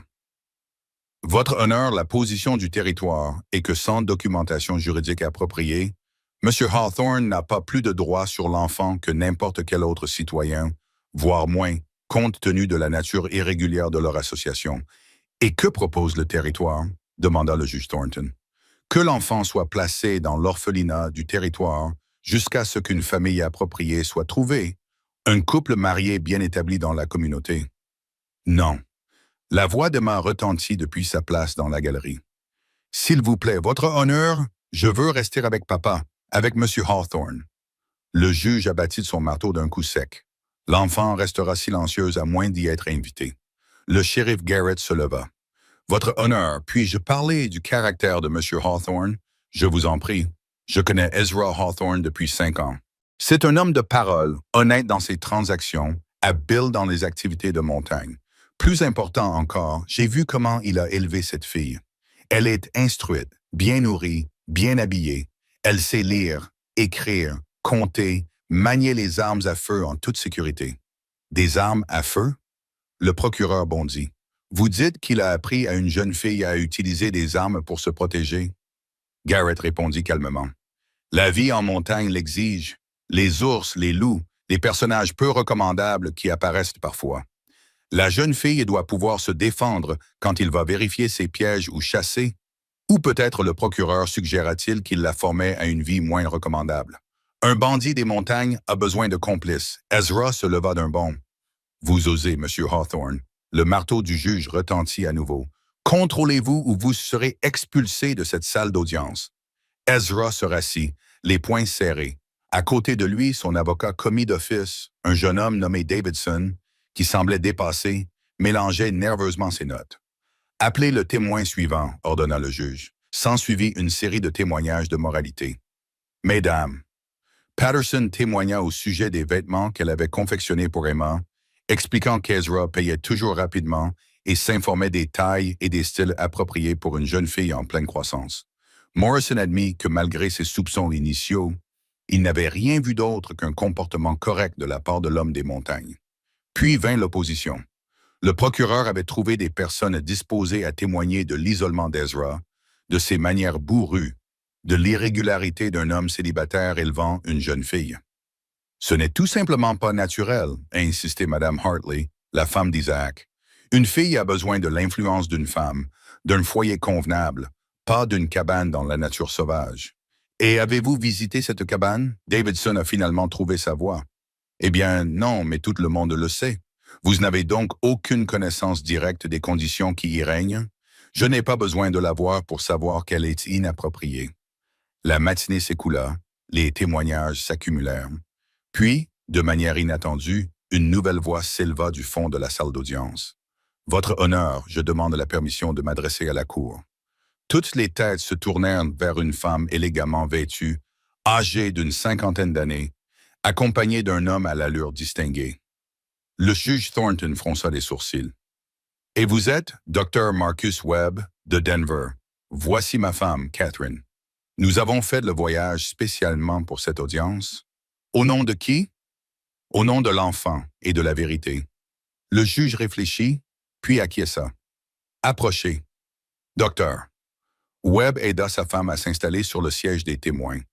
Elle s'assit avec dignité, puis regarda Emma droit dans les yeux, le regard plein de compassion. « Votre honneur, commença-t-elle. Il y a 23 ans, j'ai perdu ma fille. Elle a été enlevée de notre maison au Kansas par des pillards, puis vendue à des marchands qui se dirigeaient vers l'ouest. Nous l'avons cherchée pendant des années, avons suivi toutes les pistes, dépensé tout ce que nous avions. La salle d'audience était devenue silencieuse, sentant qu'il se passait quelque chose d'important. Nous ne l'avons jamais retrouvée, mais nous en avons trouvé d'autres. Des enfants achetés et vendus, travaillant dans des conditions qui n'étaient guère meilleures que l'esclavage. Certains dans des foyers, d'autres dans des endroits pires encore, toujours achetés sous le prétexte d'un apprentissage ou d'un arrangement domestique. « Quel est le rapport avec l'affaire en cours? » demanda le juge, bien que son ton se soit adouci. « Tout. Votre honneur, mon mari et moi avons passé les 15 dernières années à essayer de réunir ces enfants avec leur famille ou de leur trouver un foyer convenable. Nous avons vu ce qui se passe lorsque la loi privilégie la paperasserie au détriment du bien-être. Elle se tourna vers Ezra. Nous avons entendu parler de cette affaire, celle d'un homme qui a payé 20 $ pour sauver une fille d'un destin incertain. Nous avons enquêté, votre honneur. Nous avons parlé à des gens dans les villes voisines. Nous avons suivi les mouvements d'hommes comme Jake Sullivan qui font commerce de la misère humaine. Objection, s'écria le procureur. Sullivan n'est pas jugé ici. Non, acquiesça Mme Webb. Mais le système qui permet à de tels hommes d'agir l'est, votre honneur. Nous avons trouvé 3 autres filles. Sullivan s'était arrangé pour les acheter à des pères désespérés. Aucune n'a survécu à sa première année sous sa garde. Des murmures parcoururent la salle. Emma était devenue pâle et Ezra tendit instinctivement la main pour la réconforter avant de se rappeler qu'ils étaient séparés par la disposition de la salle d'audience. De plus, le docteur Webb se tenait à côté de sa femme. Nous offrons une alternative à l'orphelinat territorial. Si le tribunal juge M. Hawthorne inapte, nous avons officiellement demandé à obtenir la garde d'Emma. Non. Emma s'était relevée, les larmes coulant sur ses joues. Je ne veux aller avec personne d'autre. C'est mon papa. Il m'a sauvé. Jeune fille, commença le juge. Laissez-moi parler, s'il vous plaît. Vous avez entendu tout le monde parler de ce qui est le mieux pour moi. N'ai-je pas mon mot à dire? Le juge Thornton l'observa longuement, puis acquiesça.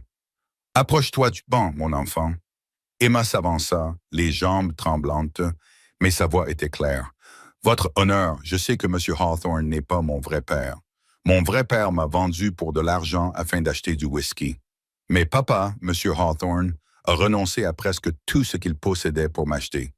Non pas parce qu'il voulait une servante ou pire, mais parce qu'il ne supportait pas de voir ce qui m'arrivait. Elle prit une inspiration tremblante. Il m'a appris à lire et à écrire, à me défendre, à survivre dans les montagnes. Mais plus que cela, il m'a montré ce que fait un vrai père. Il a souffert de la faim pour que je puisse manger l'hiver dernier. Il a pleuré quand je lui ai demandé s'il allait me vendre, moi aussi. Il s'est interposé entre moi et les loups, et entre moi et des hommes comme Sullivan, le juge se pencha en avant. Vous dites que vous voulez rester avec lui? Je dis qu'il est la seule vraie famille que j'ai jamais eue. Mon père biologique m'a abandonné, monsieur. Hawthorne s'est battu pour me garder. Lequel mérite d'être appelé papa? Dans le silence qui suivit, plusieurs personnes essuyèrent leurs larmes. Même le procureur semblait mal à l'aise. Emma se tourna vers les toiles d'araignée. Merci pour votre offre. Je vois que vous êtes des gens bien, mais j'ai déjà un foyer. Ce n'est peut-être qu'une cabane dans les montagnes, mais c'est là que j'ai appris à être courageuse. Là que j'ai appris que je méritais d'être sauvée. Elle regarda le juge. Si la loi dit que ce n'est pas suffisant, si les papiers comptent plus que l'amour, alors la loi est mauvaise. Et je m'enfuirai de tous les orphelinats ou foyers convenables où vous me placerez. Je retournerai dans les montagnes, chez mon papa, à chaque fois. Le juge Thornton retira ses lunettes et les nettoya lentement. Toute la salle d'audience retint son souffle. Au cours de mes 20 années de carrière, dit-il enfin, j'ai vu la loi utilisée pour justifier toutes sortes de cruautés. J'ai vu des enfants séparés de foyers aimants à cause de détails techniques, et je les ai vus placés dans des situations convenables qui n'avaient rien de convenable. Il regarda Ezra. Monsieur Hawthorne, vous ne disposez pas des documents légaux requis. Vous n'êtes pas marié. Vous vivez isolé. Selon tous les critères standards, vous n'êtes pas apte à être tuteur. Le cœur d'Ezra se serra. Mais le juge poursuivit. Cependant, la loi reconnaît également que le bien-être de l'enfant doit être primordial.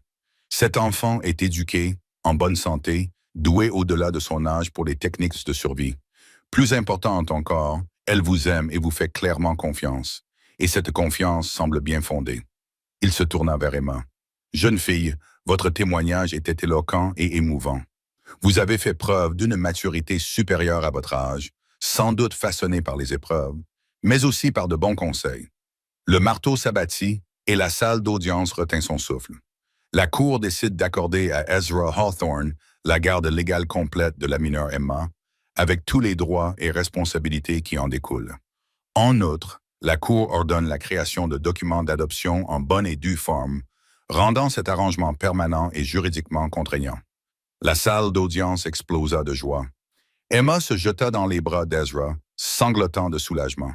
Des sympathisants les entourèrent, y compris les Webbs, qui leur offrirent leurs félicitations et une invitation ouverte à leur rendre visite s'ils venaient à Denver. Alors qu'ils sortaient, enfin, Emma serrant les documents officiels comme un trésor, le shérif Garrett tapota l'épaule d'Ezra. « La justice a gagné aujourd'hui, » dit-il simplement. « Non, » répondit Ezra en regardant Emma. « La famille a gagné. » Ils rentrèrent chez eux alors que le soleil commençait à se coucher. Ils n'étaient plus un homme et une enfant achetés, mais un père et une fille aux yeux de Dieu, des hommes et de la loi. Le sentier de montagne ne leur avait jamais semblé aussi accueillant, les ramenant à leur cabane, leur maison, où deux âmes qui s'étaient trouvées dans les circonstances les plus sombres pouvaient continuer à construire une vie remplie de lumière. Le soleil de fin d'après-midi peignait les sommets des montagnes en or, un spectacle qu'Ezra avait vu d'innombrables fois, mais qui ne manquait jamais de l'émouvoir. Ce qui rendait ce coucher de soleil différent, c'était la petite silhouette à ses côtés. Sa main dans la sienne, il se tenait sous le porche de leur cabane, leur foyer. 2 ans s'étaient écoulés depuis le procès, 2 années de changement de saison, de croissance et d'apprentissage, d'un lien qui était passé d'une nécessité désespérée à un amour inébranlable. Emma avait maintenant 11 ans, elle était plus grande et plus forte, son visage avait perdu un peu de sa rondeur enfantine, mais rien de sa détermination. « Papa, dit-elle, rompant leur silence confortable, parle-moi encore de maman et de Sarah. » C'était désormais un rituel entre eux. Autrefois, les souvenirs étaient trop douloureux pour être exprimés, mais ils étaient désormais des trésors partagés, qui maintenaient les disparus en vie dans les histoires et les souvenirs. « Ta maman Mary savait faire les meilleurs biscuits des 3 comtés, » commença Ezra en s'installant dans son fauteuil. Léger comme des nuages, doré à souhait. Elle chantait pendant qu'elle cuisinait, surtout des hymnes, mais parfois aussi de vieilles chansons de montagne que sa grand-mère lui avait apprises. Et Sarah adorait ses biscuits. Elle était folle de ça. Elle s'asseyait dans sa chaise haute, tapait avec sa cuillère et riait. La plupart du temps, elle en avait plus sur le visage que dans le ventre. Il sourit à se souvenir. Elle avait ton esprit. Emma, intrépide, avait une fois traversé la cabane à 4 pattes pour chasser un papillon qui s'était introduit à l'intérieur. Emma s'appuya contre son genou, satisfaite.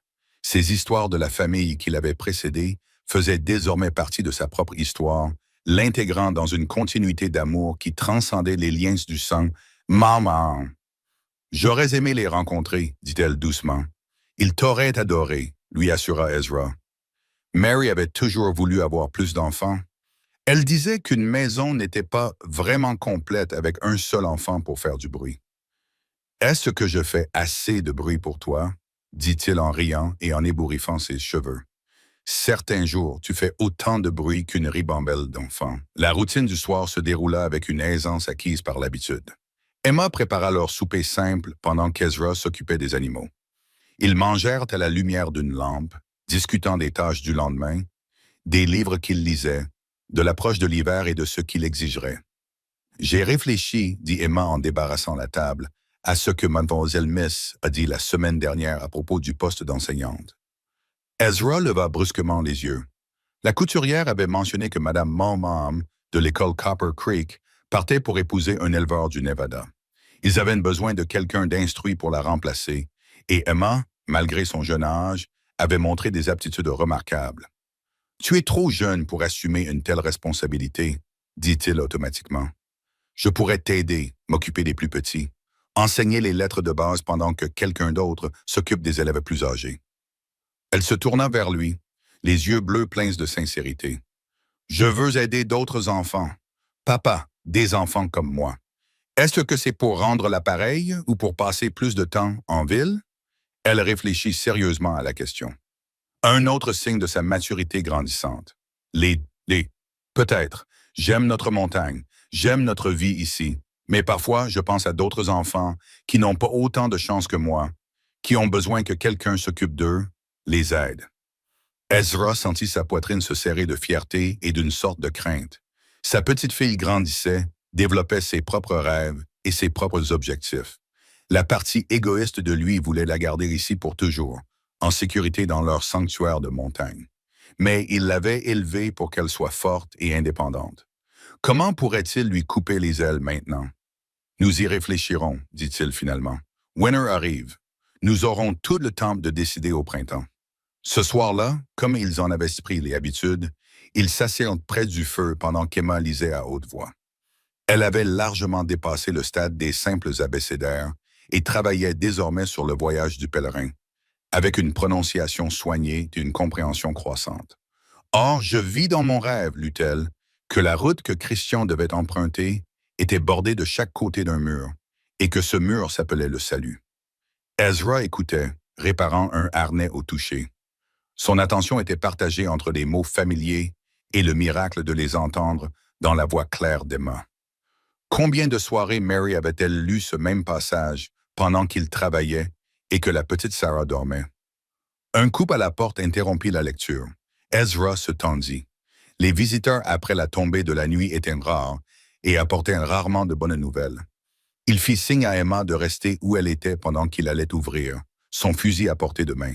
Le shérif Garrett se tenait sous le porche, les mains jointes, le visage grave. « Ezra, désolé de perturber votre soirée. Shérif, qu'est-ce qui vous amène ici? J'ai besoin de vous parler, à vous deux. C'est à propos de Silas Kane. » Emma apparut aux côtés d'Ezra. « Mon père biologique? » Garrett acquiesça. Il est fort. Emma l'a trouvé gelé à mort à l'extérieur de Wixenberg. Il vivait dans la rue depuis ce jour-là. J'ai pensé que vous deviez le savoir. Le visage d'Emma refléta toute une série d'émotions. Le choc, la tristesse, quelque chose qui pouvait être du soulagement. Depuis combien de temps? Une semaine, peut-être deux. Il a fallu du temps pour l'identifier, retrouver sa famille proche, qui, légalement, c'est toi. Je ne veux rien de lui, dit rapidement Emma. Il n'y avait pas grand-chose à vouloir, mais il y avait ceci. Garrett sortit une enveloppe usée, une lettre qu'il avait sur lui et adressée à toi. Emma la prit avec des doigts tremblants, mais ne l'ouvrit pas. Merci de me l'avoir apporté. Après le départ du shérif, ils restèrent assis en silence pendant un long moment. La lettre reposait sur la table entre eux comme un obus non explosé. Vous n'êtes pas obligé de la lire, dit finalement Ezra. Je sais. Elle l'a pris, la retourna, mais je pense que j'en ai besoin. Avec précaution, elle brisa le sceau et déplia la feuille unique. Ses yeux parcoururent les mots calligraphiés et des larmes commencèrent à couler. « Que dit-elle? » demanda Ezra doucement. Elle la lui tendit sans un mot. L'écriture était à peine lisible, tremblante et froide. « Emma, ma fille, je sais que je n'ai pas le droit de te parler. Ce que j'ai fait est impardonnable. Ta mère me maudirait depuis le ciel si elle savait. Je me suis dit que c'était pour ton bien, mais en vérité, j'étais un lâche et un ivrogne, et j'ai vendu mon propre sang pour de l'argent. J'ai entendu dire que tu étais maintenant avec un montagnard, Hawthorne. Il t'élève correctement. C'est bien. Mieux que je n'aurais pu le faire. Je prie pour qu'un jour tu puisses me pardonner, mais je comprendrais si tu ne le pouvais pas. Je ne peux pas me pardonner moi-même.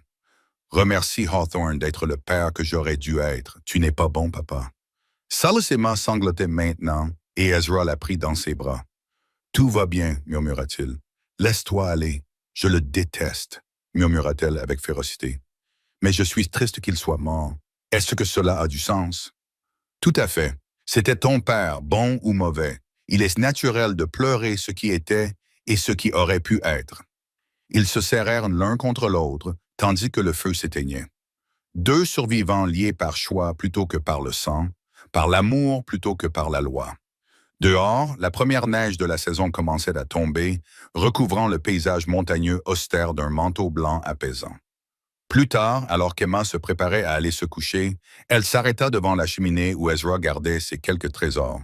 Une daguerre représentant Mary et Sarah, la montre de son père, les papiers d'adoption du juge. « Papa, pouvons-nous mettre sa lettre ici? Non pas parce que je lui pardonne, mais parce que cela fait partie de mon histoire. C'est à toi de raconter ton histoire, comme tu le souhaites, » dit Ezra.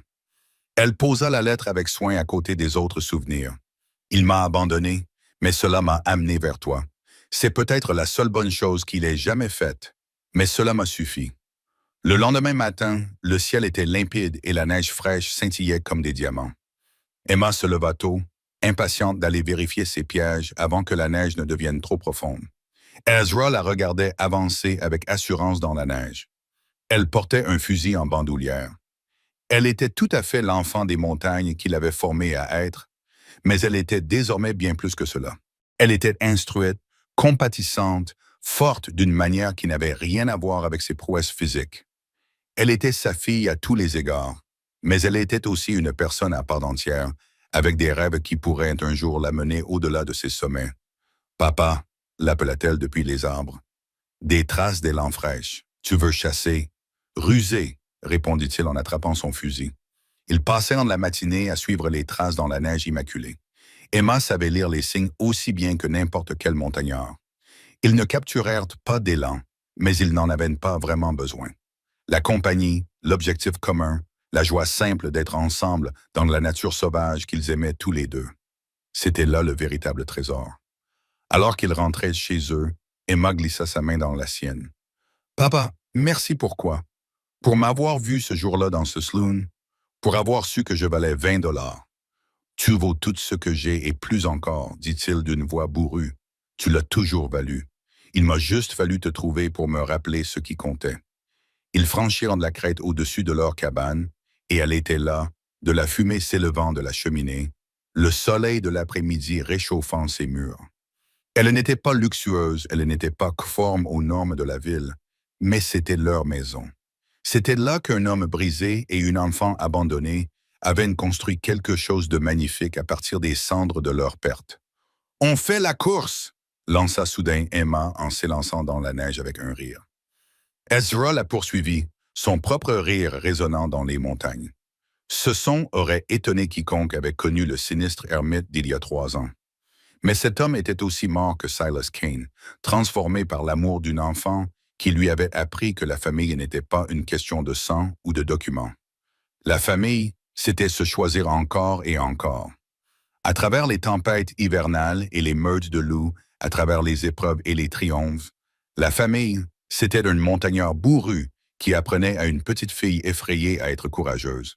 La famille, c'était cette même fille qui lui apprenait à espérer à nouveau, alors qu'il franchissait la porte de la cabane, essoufflé et couvert de neige. Ezra regarda Emma, sa fille, sa rédemption, sa bénédiction inattendue, et sut qu'il était l'homme le plus riche du Colorado, non pas en or ou en terre, mais en ce qui comptait vraiment. Il était aimé, il était nécessaire, il était papa, et dans un monde cruel où les enfants étaient souvent considérés comme des marchandises, cela valait plus que tout l'or des montagnes. Le soleil se couchait derrière les sommets, peignant le ciel de nuances roses et dorées. À l'intérieur de la cabane, le père et la fille s'installèrent dans leur routine du soir, les tâches ménagères et le dîner, la lecture et la conversation, le rythme simple d'une vie fondée sur la confiance mutuelle et un amour indéfectible. À l'extérieur, la montagne montait la garde éternelle. À l'intérieur, 2 cœurs qui s'étaient trouvés dans les endroits les plus sombres continuaient à construire leur lumière. Merci d'avoir écouté cette histoire d'espoir née du désespoir. Une famille forgée dans le creuset de la frontière. Si vous appréciez ces contes du Far West, n'hésitez pas à nous faire savoir d'où vous les écoutez. Nous aimons entrer en contact avec d'autres admirateurs d'histoire western à travers le monde. N'oubliez pas de vous abonner à la chaîne From Wild West et de partager vos impressions sur le voyage d'Ezra et Emma dans les commentaires ci-dessous. Votre soutien nous aide à continuer à donner vie à ces histoires puissantes de la frontière américaine. Tem todo crescimento ali. Amora, hein, Vagi? Então, Falou. o desenvolvimento de personagem ali rolou pesado. Eu não vou Vai matar os ter inocentes que estão se escondendo, eu quero acabar com ele. Aí eu viro pro trono vazio. Olá. É, foda, mano. Mano, brother. Bundão. Coração Cadê? limpíssimo. A menos que seja o Caio. Se alguém ver o Caio, eu vou esbagaçar o Caio. O Caio do meu chat, eu vou arrebentar ele. Cadê o Caio? Ô, Caio! Te prometeram de monte aqui, hein, Caio? Cadê tu? Não pode peidar agora, hein? Se peidar... Não vai poder peidar. É, se peidar, banido. O Caio já virou estrelinha? Nem fudendo. Não, banido. Banido, Varginho. Tem que banir. Depois dessa tem que banir. Não podia ter morrido nas mãos de outro. Tem que morrer Ele nas- toma tanto ban no meu chat todo santo dia que não é mais nenhuma. Não é mais nenhuma. Uma ameaça. Mas ele fica voltando, fazendo conta nova. Como é que é? Não, ele toma ban de brincadeira. Ah, tá. Pô, eu achei que É. Não. Ele fica tomando ban de brincadeira. uma hora ele vai ser banido pela própria roxinha. Ah, mano, Deve ter um bagulho assim na Twitch, se você toma, mano, ban mais de 10 mil vezes num canal, você... Não, ele já tomou muito mais de 10 mil bans. Ali, ó. Ah, é o Punks. O que tu quer? O que tu quer? Ele quer que a gente saia na porrada com todo mundo até a morte, mas eu não vou bater em quem não é meu inimigo. Tá tudo bem. Mas esse pessoal aqui não é aliado? Sim, então do nosso lado não estão batendo em nós e apontar pra gente onde o Macedão fica, pra mim aliado. É, então. Essa música não dá, Ele tá essa dá. matando todo mundo, velho. Tomando flechada aqui, galera. Mas a gente nem Eu consegue te salvo, bater Chuck. neles, ó. Socorro, me ajuda. Ó, Me protege. Eu quis sentar no trono só pra atiçar, pra ver se o Macedão aparecia, bater boca, xingar. Obrigada, me protege enquanto eu janto. Aí, ó. Pode comer em paz. Tá safe.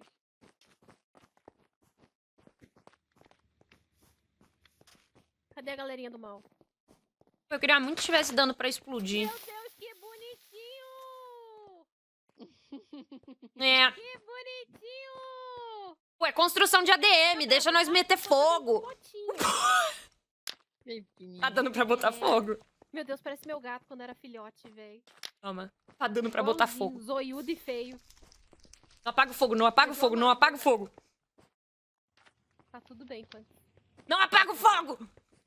Ser feio faz você fofinho. Porra! Ele ficou bravo. Tem madeira aí pra eu botar fogo? Deixa eu ver o que tem de madeira pra eu botar fogo. Peraí. Isso. Vamos reiniciar rapidinho, porque as próximas levas Punks, não. Foi muito... Não, deixa. Pô, deixa. Não, elas não explodem, não faz isso comigo. Isso.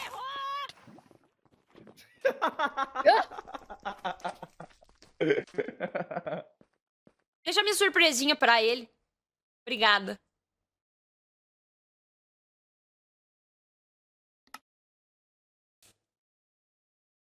As próximas levas são PVP, eu entendi isso. Eu acho. Que vai liberar o fogo amigo, sei lá.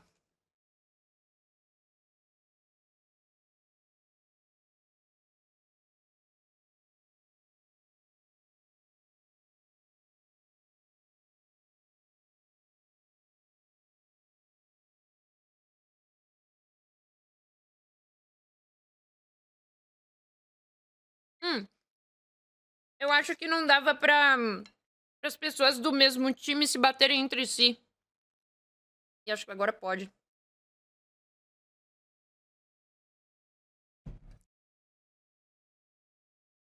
Não sei, eu tô supondo.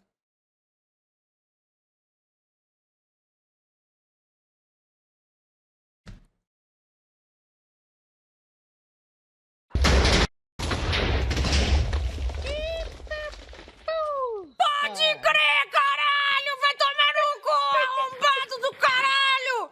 Se fudeu, filho da puta! Vamos! Bora botar TNT! Começou a festa! Agora sim! É disso que o Brana gosta! Agora eu vou falar até com a minha voz de Rubrânia, que agora eu tô do demônio. Eu vou abrir essas asas. Nossa senhora, eu vou abrir essas asas e sair voando. Agora a coisa tá feia. Agora sim. Eu, hein? Se fudeu, Macedo! Eu cheguei A no gente tarde passou de por aqui, explodir. filho da puta! especialista, mas acho que aqui explodiu. Ah, Bagé explodiu. Foi Eu vou ela? comer maçã. Foi.